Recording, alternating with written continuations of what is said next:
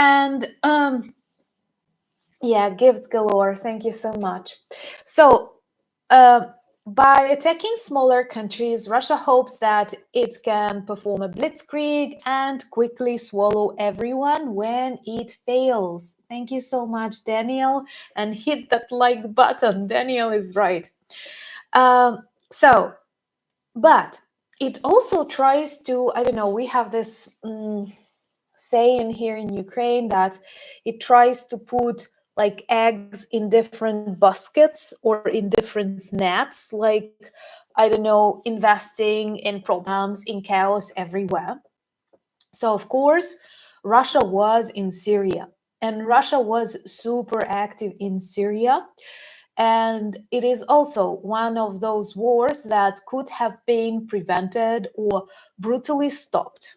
What Russia did to Aleppo was awful. It destroyed a beautiful city of cultural heritage value, immense cultural heritage value, but it also killed thousands of civilians. Assad was using chemical weapons, Assad was using aviation, and all of that is Russian. So they had lots of Russian mercenaries who were to some extent training how to bomb cities in Syria to later bomb in Ukraine. Because literally there were pilots of Russian bombers who first bombed Aleppo and then bombed Mariupol. And that is another proof why we need to defeat Russia in Ukraine, because it will continue on other cities in different corners of the world with this kind of training. Please understand that. When they were bombing Aleppo, they were getting ready for Mariupol. After Mariupol, they are more ready for, and I will not name your cities, but it is not going to happen like tomorrow. But if this evil is not defeated with the knowledge and expertise and this very strong connections that they developed with our enemies in Iran, North Korea, and China, they are ready. And sometimes when I watch drills in China, for example, I feel worried about NATO countries, because in China they already invest a lot of money in drones, robots, artificial intelligence. I know that in Ukraine we talk about this flocks of drones that can be controlled via AI and so on. And lots of people in NATO countries train how to jump with parachutes. Thank you so much, Winter Storm. And like, you really need to jump with parachutes in this modern warfare. It looks a little bit different right now because like drones will you will disappear with your parachute. That is why Russia gets access, China via Russia gets access to this new knowledge, and we have them, and we are your friend, we are your ally. We like try to persuade you for decades that we belong to this Western democratic world. Please finally accept us. Please don't push us back to the Ruski Mir. You need us. Even if you don't like us, you now need us, because we know how to fight against this kind of evil. We have the skills and we have the people and we have the will and we have the bravery. And I know you know, but some still don't understand that. So Philip and Rudy, there is a marriage proposal for you. So this is very, very important. And please, like, whenever you have people who doubt or who have perverted understanding, try to persuade them. This works sometime. This works sometime. If Russian propaganda works on people, then maybe Russian anti-propaganda, anti-Russian, like debunking of their narratives can work. So in Syria, for literally a decade, they were helping Bashar Assad to control everything, and now they escape. And you know, now that 1,200 people are watching us, I want to say this quote that I love today. Russian army persuaded the world that they can take a capital in 3 days. And what we see right now is that Russia can flee the capital in 3 days.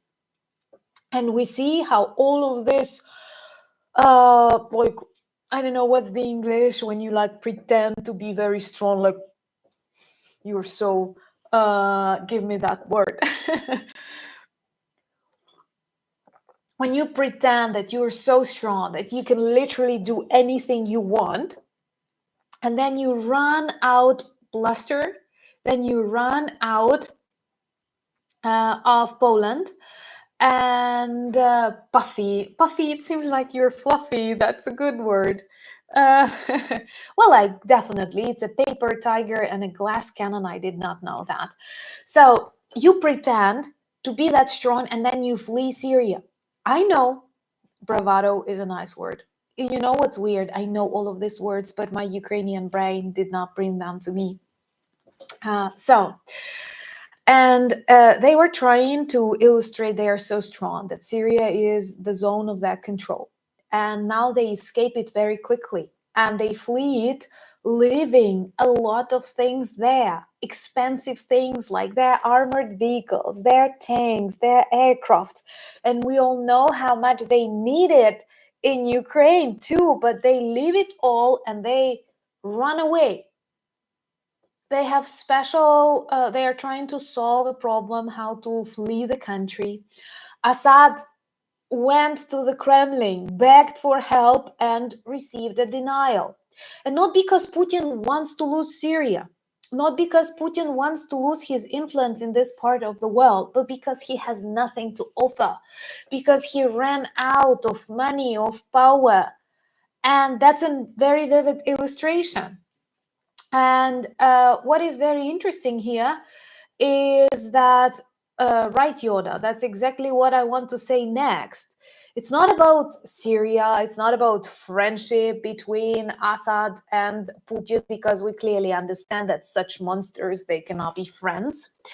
But it is about access to very important naval base in the Mediterranean, and also air bases that they have in this part of the world. They may use it for different kinds of blackmail that Russia practices.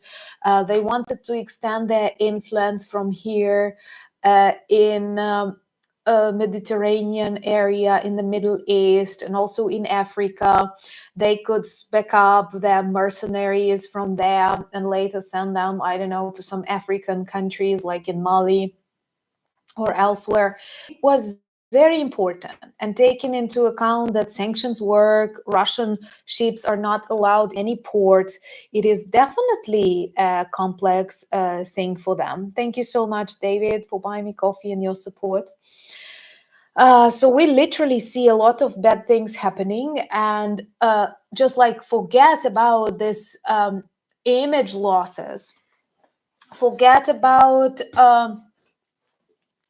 this retreat of Russian soldiers. They also lose the access to very important naval bases and air bases. Thank you so much for your good words and your support. I value that a lot. I always read comments. In Ukraine, you can get very different feelings sometimes, especially during like bad news. And then I read your comments and I realize how many